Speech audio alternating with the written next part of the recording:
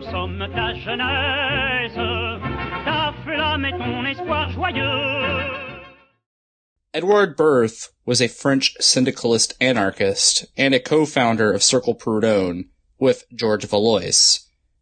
Cercle Proudhon was a national syndicalist political group founded in France on December 16, 1911. The group was inspired by Sorel, Charles Maurras, and readings of the anarchist theorist Pierre-Joseph Proudhon. Berth is often regarded as an early theoretician of Italian fascism and German National Socialism, according to Zeev Sternheld, an historian who authored the book Neither Right Nor Left, Fascist Ideology in France.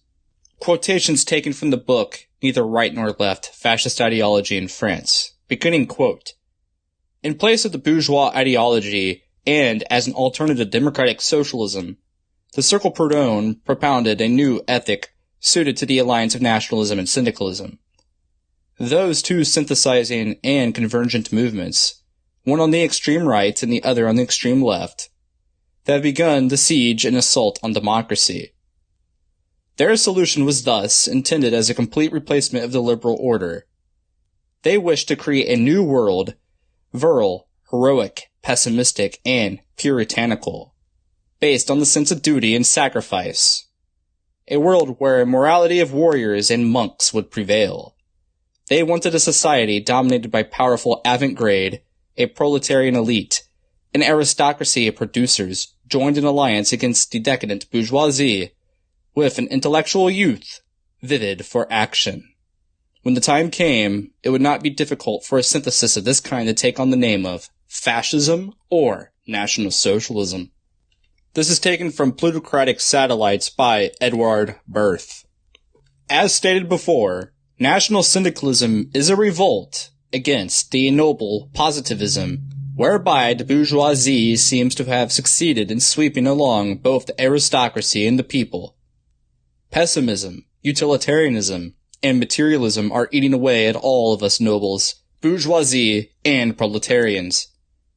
National syndicalism is against the positivism, which gave birth to the regime of money, the essentially leveling, materialistic, and cosmopolitan regime, which has turned society into the essence of constants of bourgeois materialism, the foreign speculator and financier, the Jew. Therefore, one saw socialism and syndicalism successfully pass into the hands of the foreigners and become defenders of that nauseating and pestilential ideology of which Malthusianism, anti-Catholicism, and anti-nationalism are the whole substance.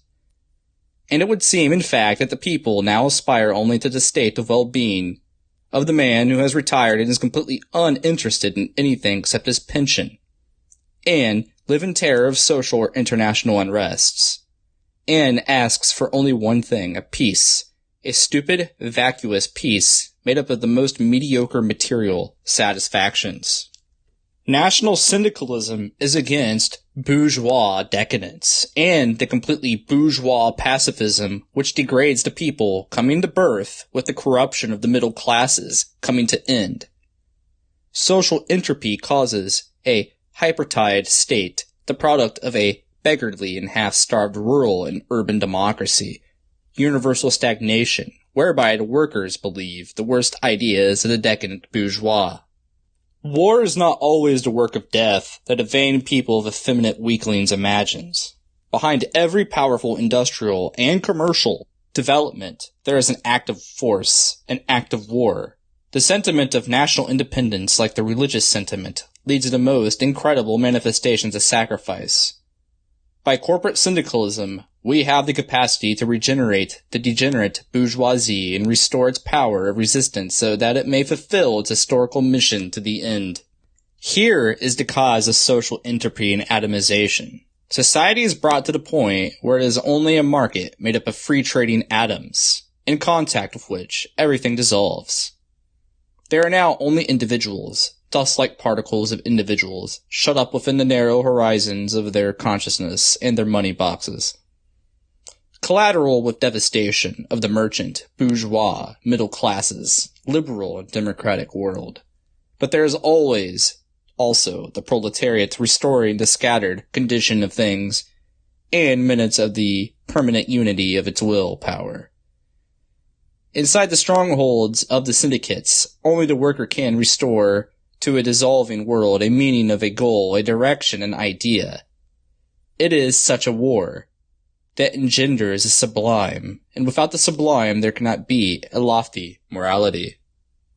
The dual parallel and synchronized national and syndicalist movement must bring about the complete ousting of the regime of gold and the triumph of the heroic values over the ignoble bourgeois Jewish materialism in which Europe is presently stifling.